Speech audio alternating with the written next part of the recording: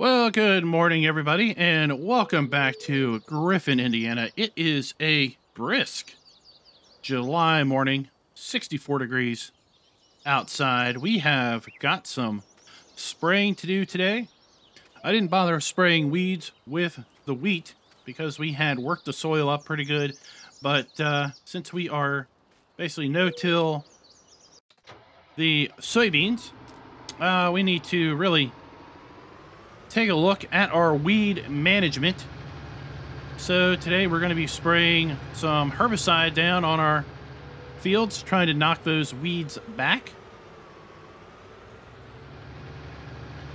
And we might see if we can pick up a few fertilizing contracts later this afternoon. I know there's some area farmers that could sure use some help with their fertilizing their corn and such. So we're going to see if maybe we can help them out. We've got some fertilizer left over from our wheat. So why not, right? Because that stuff isn't going to last. That fertilizer is not going to last into next year.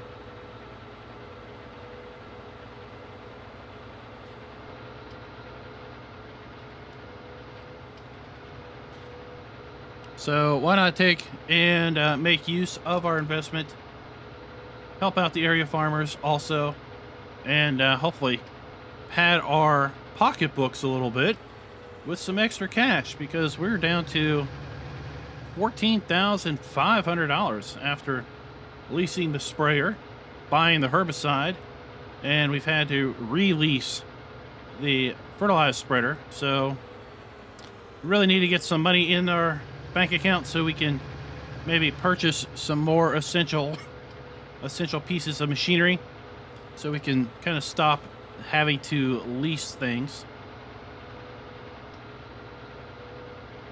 Weather permitting, I'm thinking in autumn, maybe August or September, we're going to do a silage cut of grass. We'll just have to see if the weather holds out for us, but I think we're going to do a silage cut for our second cutting of grass on that big meadow. That should help. That should help a fair bit with our bank account. Once the fermented bales are ready.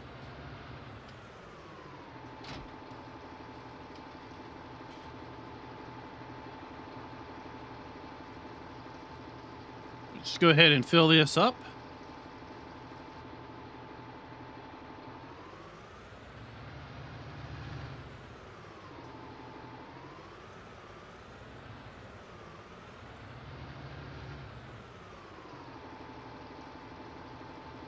And I'll meet you out in the field.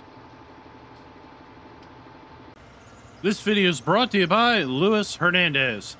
Thank you for being a farm baron. So I hope you guys are enjoying the series and this interesting spin on a 3-day seasons playthrough. We are rocking a 2-time speed clock, as we have been trying to do for the duration of summer, and I think we started that in mid-spring. But at any rate, 1 week per season is what we seem to be trying to strive for. Now, when we get into August or into autumn, I'm not really sure what we're going to do the first 2 days of autumn. I think we're going to be, like I said, maybe spending 1 day doing some second cut of grass and maybe making silage bales this time as opposed to hay bales. And then, who knows, maybe a mid-autumn video might be some harvest. Maybe there'll be some crop to harvest, help out a farmer with his harvest. And obviously we're going to reap the rewards of some extra crop as a result of that. And then I'm expecting, obviously, late autumn.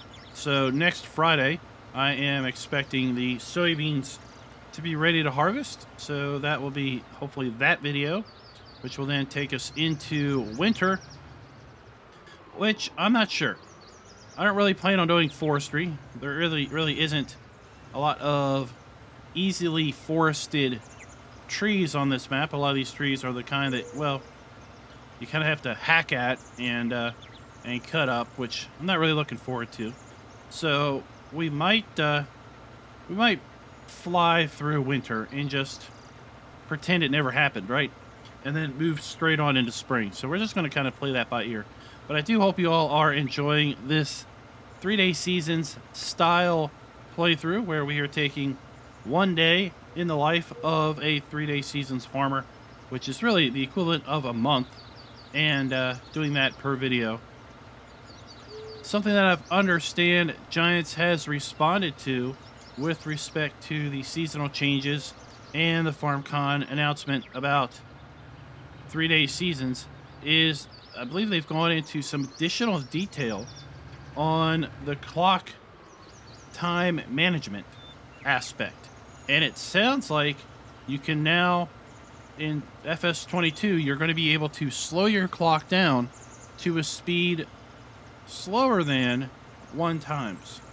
So right now, base game, you know, it is 1 times, 5 times, 15 times, 30, 60, and then 120. Those are your options as far as clock speed.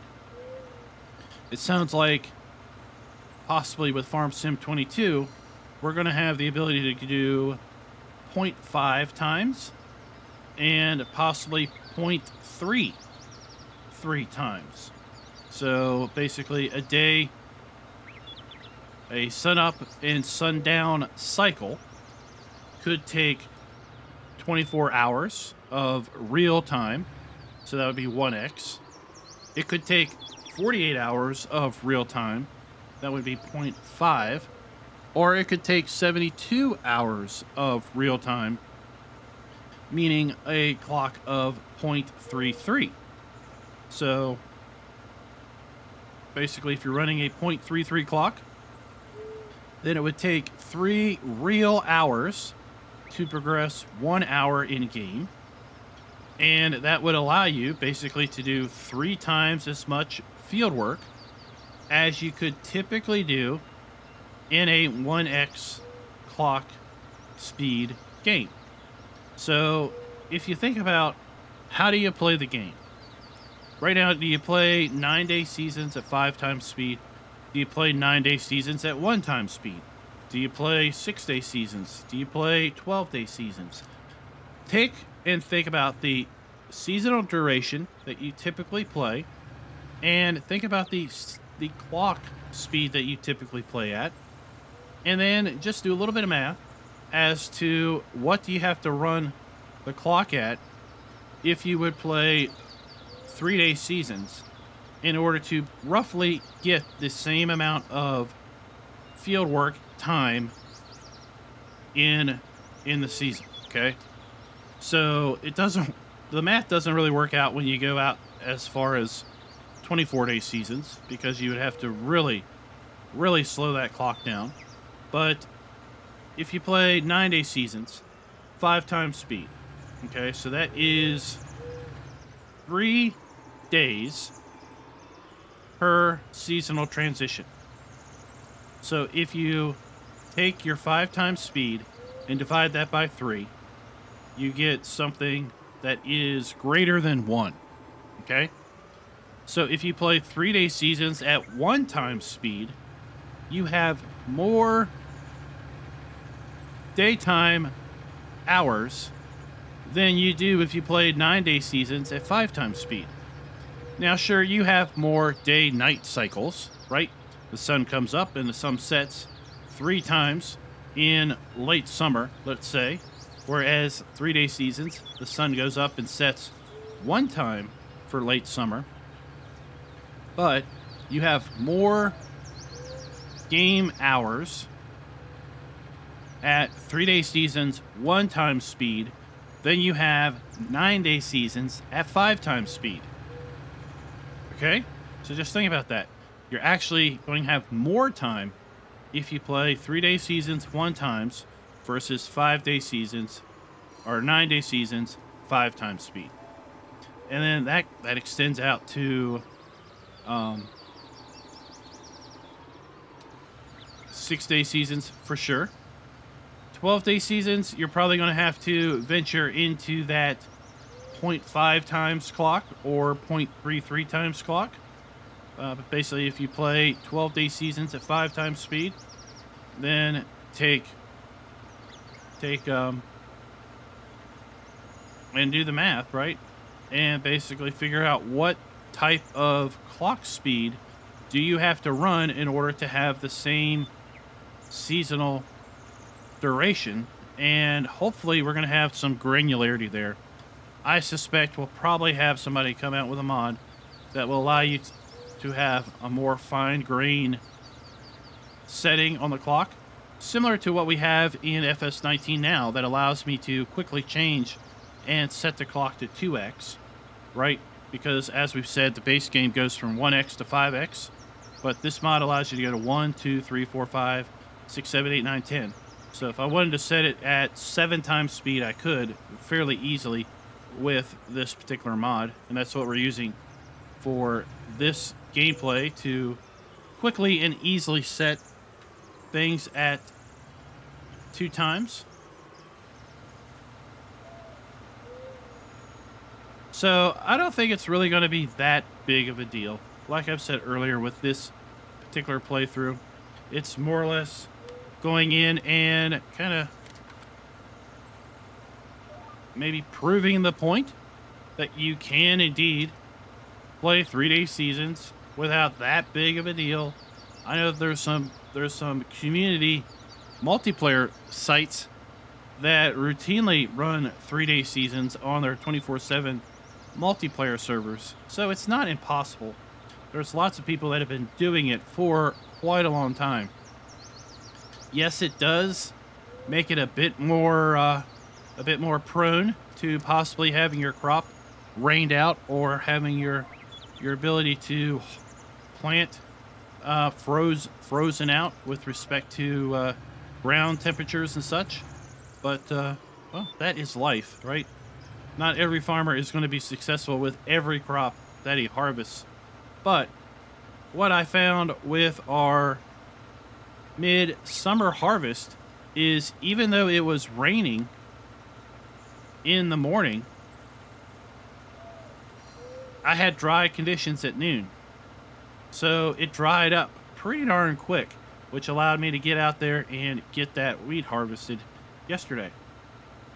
So just looking here today, we've got late summer, and then tomorrow is early autumn. We got rain in the morning, rain sometime in the forecast, so that might not be the best day to do grass work, or we might do a little bit of grass work until the rain comes, and then kind of take a break. Monday we got good weather, so that is mid-autumn.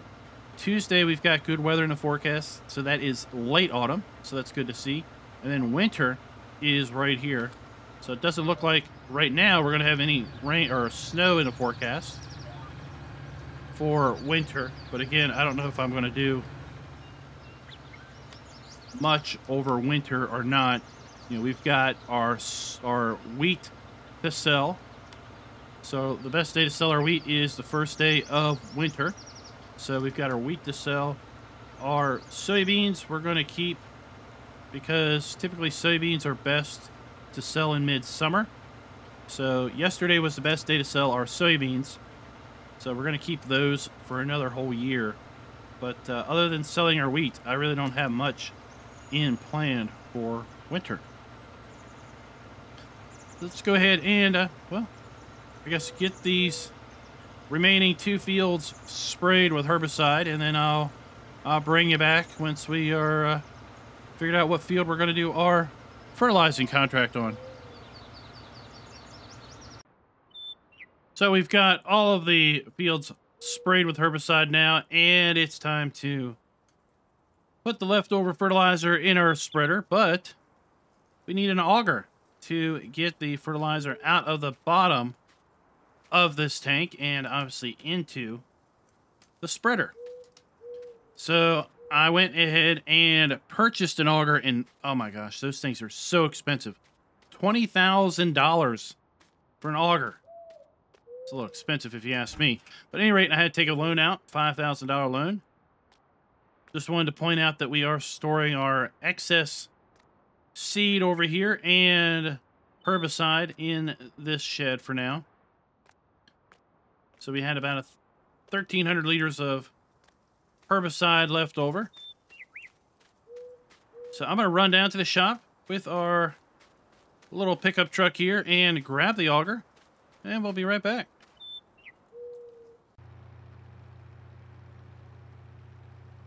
So I really hope in Farm Sim 22 we have augers like this.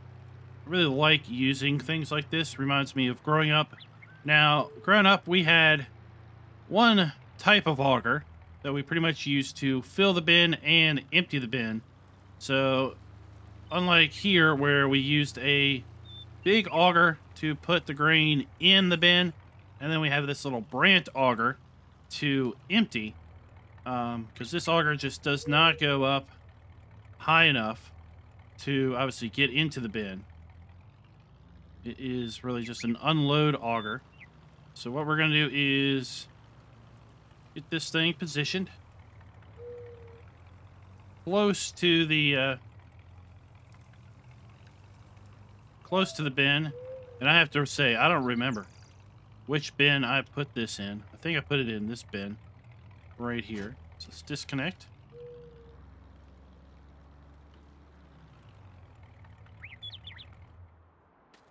Move our truck out of the way. And the way this thing works is we have to enter it. Start the engine up. And then we basically need to put our hopper on the bottom here. So we do that by hitting pipe out. So now we have our hopper on there. And we need to basically drive it up underneath the bin here.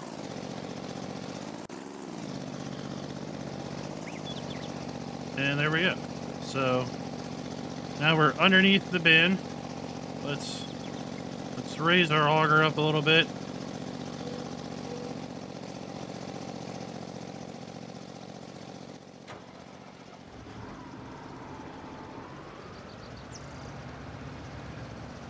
We'll pull underneath this, and we can't fill from the tractor. We have to go back in the auger and hit R, and then we'll fill basically from there. And there we go. So now at this point, our bin is empty.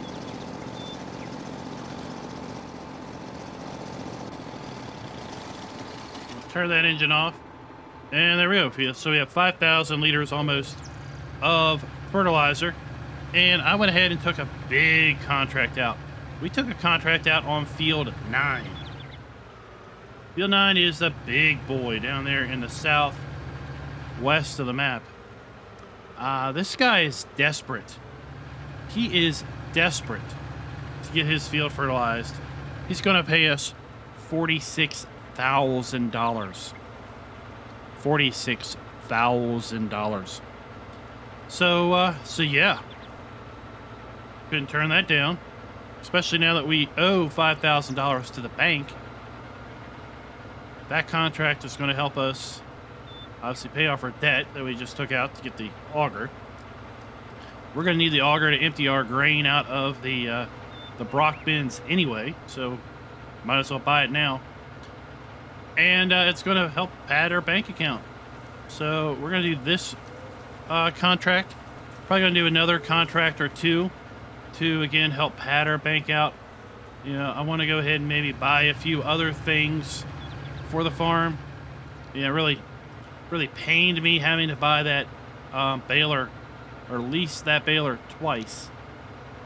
If I knew for sure that the wheat was going to come in midsummer, I wouldn't have returned the baler from leasing it in early summer. I would have just kept it. But I didn't know that for sure. I didn't want to burn through a bunch of days owning it with respect to the lease. So we returned it. So I would like to go ahead and buy a baler. I would like to buy a mowing setup and other things. So I could use definitely some more bankroll. So we're going to use contracts today, hopefully to help pad out our bankroll. I think I went and I went and missed my turn. Chatting to you guys, I went and missed my turn.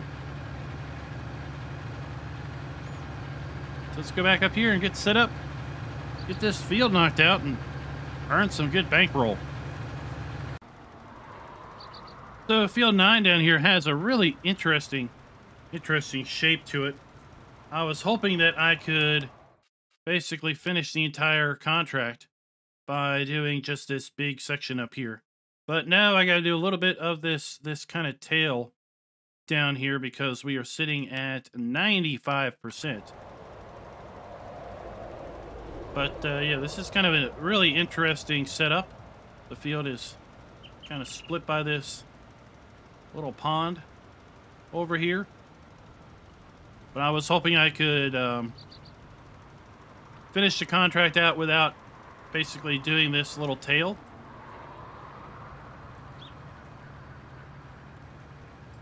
I don't want to spray this bit because I don't feel it's going to be worth my fertilizer. So come back up here and work our way back up there, and hopefully we get that message: you have completed the contract, before we need to fill in the little tiddly bits. I have had to go back and get 2 more pallets of fertilizer to finish this field off. There we go.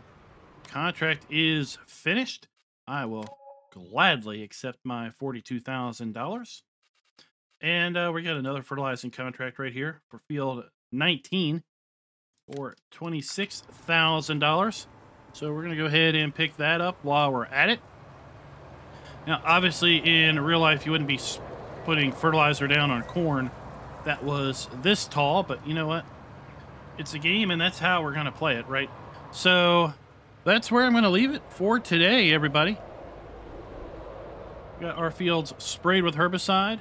We're going to get some more money in the bank with a couple more of these fertilizing contracts. And, well, I'll see you all next week. Big shout out to our farm hands, farm barons, and farm bosses. You see the names of our farm bosses and barons scrolling by on the screen right there. If you're interested in joining the channel, helping the channel out, you can click that join button down below the video. That would be much appreciated. And of course, always like, and if you're not subscribed, go ahead and do that too. So until next time, happy farming.